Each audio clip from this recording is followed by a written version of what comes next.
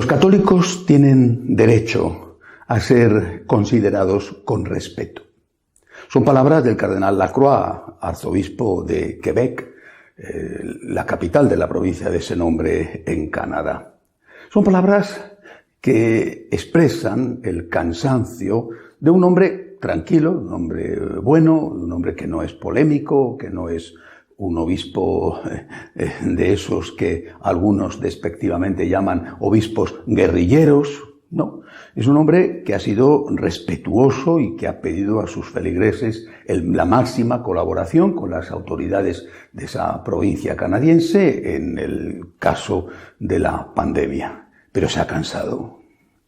Se ha cansado y ha hablado de esta manera crítica. Dice que nunca han sido consultados, que les han ninguneado, que nadie del gobierno ha tenido una relación con ellos para ver qué tenían que hacer y que muchas veces se han enterado por la prensa de lo que tenía que hacer la Iglesia.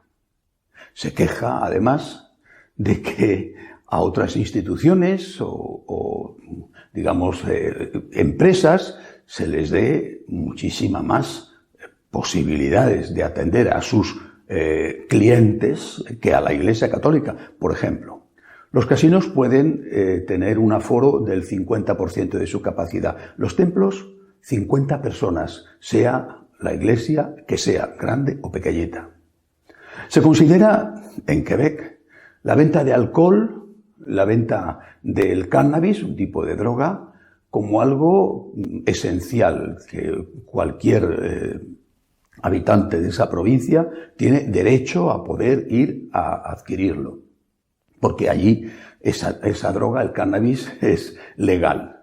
Se considera eso como un derecho esencial, pero no se considera un derecho esencial ir a misa.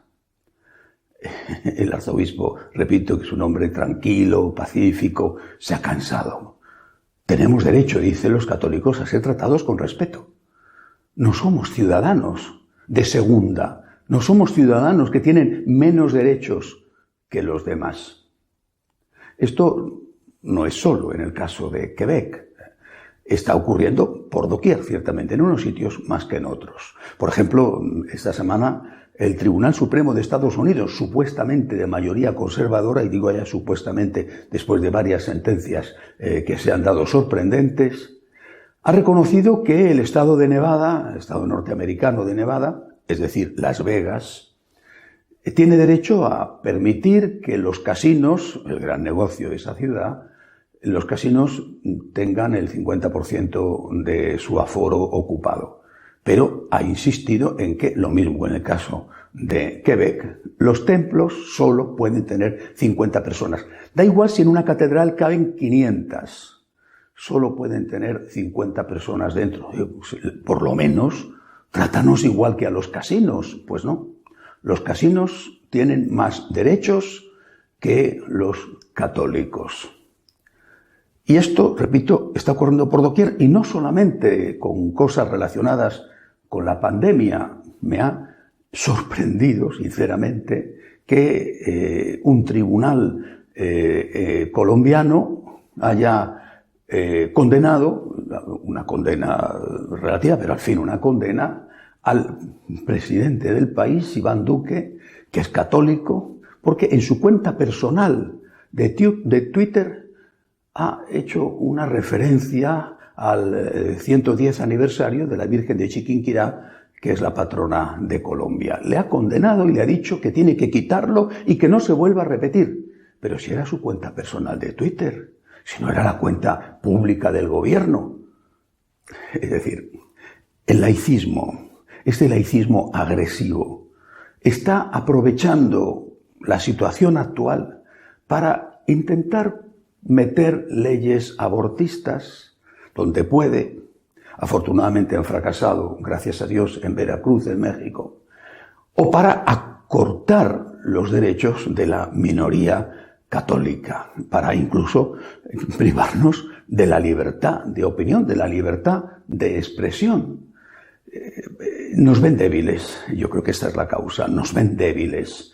Nos ven débiles y piensan que es un buen momento para darnos un golpe más, quizá un golpe definitivo. ¿Pero por qué ocurre esto? Pues porque los católicos efectivamente no están como los que el Señor quiso que estuvieran, es decir, esos corderos de los que habla Jesús, sino como esos otros corderos. Me recuerdan la película de El silencio de los corderos, inquietante película, magistralmente interpretada por Hopkins. Esos corderos que no hacen absolutamente nada para defenderse.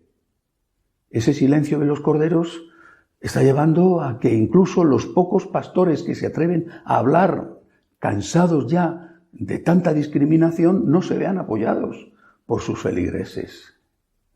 Y esta actuación demoledora de eso que se ha convertido, algunos lo llaman ya la dictadura del progresismo. La dictadura del progresismo, que no es más que la heredera natural de aquella dictadura del relativismo que denunció Benedicto XVI.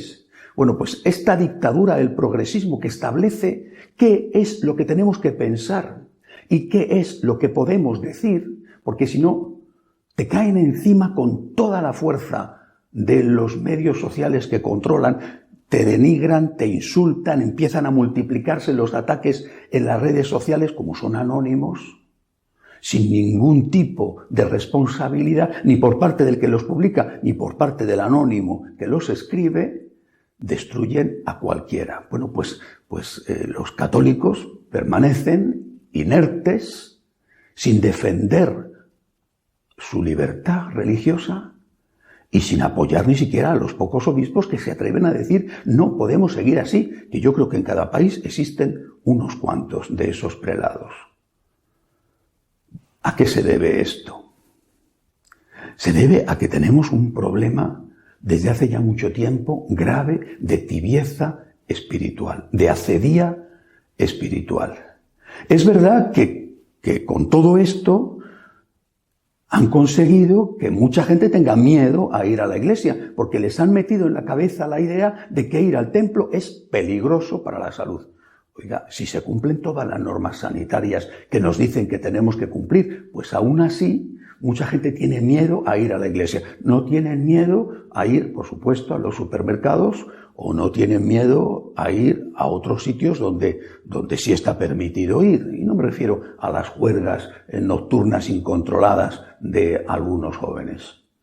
Es verdad que algunas de esas personas que tienen miedo a la iglesia son personas en situación de riesgo, las personas mayores, por ejemplo, o que algunos han podido desarrollar un síndrome que les da miedo a salir de casa. Pero otros no. Porque incluso en los sitios donde se puede ir a la iglesia, estamos viendo que muchos no están yendo, porque han adquirido ese miedo que les ha metido la dictadura del progresismo. Pero lo han adquirido, repito, porque previamente había un enfriamiento, una tibieza de su relación con Dios. Si no fuera así, si el ir a misa no fuera solo una cuestión de precepto dominical, que si puedo no cumplo, sino si fuera la expresión de una necesidad inmensa de poder estar con el Señor, de poder comulgar, una necesidad inmensa de dar gracias porque estamos vivos, porque tenemos la familia, el trabajo que tenemos, una necesidad inmensa también de pedir ayuda para los nuestros, los enfermos, los que han fallecido, de pedir ayuda para poder encontrar un trabajo que hemos perdido. Si no fuera así, si el católico vibrara y creyera en Dios de verdad, la dictadura del progresismo, aunque te hubiera intentado meter el miedo, no habría logrado que tú, pudiendo ir, como está pasando, repito, en muchos sitios, no fueras a la iglesia.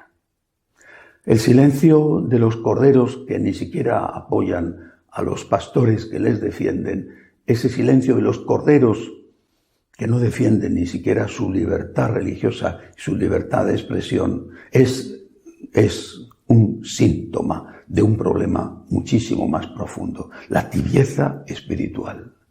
La pandemia ha venido a poner de manifiesto lo que ya estaba, a poner y a sacar a la luz lo que ya existía. Tibieza, tibieza, tibieza. No amor a Jesús, no agradecimiento al Dios que nos ama, sino tibieza, tibieza y excusas para hacer lo menos posible. Por eso la solución tiene que venir, por un lado, defendiendo nuestros derechos. No votar. Un católico no debería votar a ningún partido que esté aplicando esta dictadura del progresismo y recortando la libertad religiosa, que es un elemento esencial de la libertad, un elemento esencial de los derechos humanos. Pero sin embargo ahí están, y ellos lo saben, y saben que aunque sus pastores protestaran, muchísimos católicos no les harían caso. Y hablo no solamente de esos paganos bautizados que decía Benedicto XVI, sino que también me refiero incluso a los que van a misa. Hay que evitar salir de esta tibieza, y eso solo lo podremos hacer cuando volvamos a Cristo, cuando dejemos que nuestro corazón se llene del amor a un Dios que nos ama, cuando volvamos a arder en celo de amor por Dios y por su Iglesia. Si no lo hacemos así, qué fácil lo tienen nuestros enemigos para irnos separando poco a poco de aquel que es el objetivo de nuestra vida, o que debería de ser el objetivo de nuestra vida. Encender el fuego de nuevo en el corazón de los católicos. Una profunda renovación espiritual individual y colectiva. O eso, o la dictadura del progresismo no tardará en darnos, sino el golpe definitivo, porque eso no lo conseguirá nunca, si suficientemente fuerte como para meternos en nuestras casas y que ni siquiera protestemos porque no nos dejan salir. Hasta la semana que viene, si Dios quiere.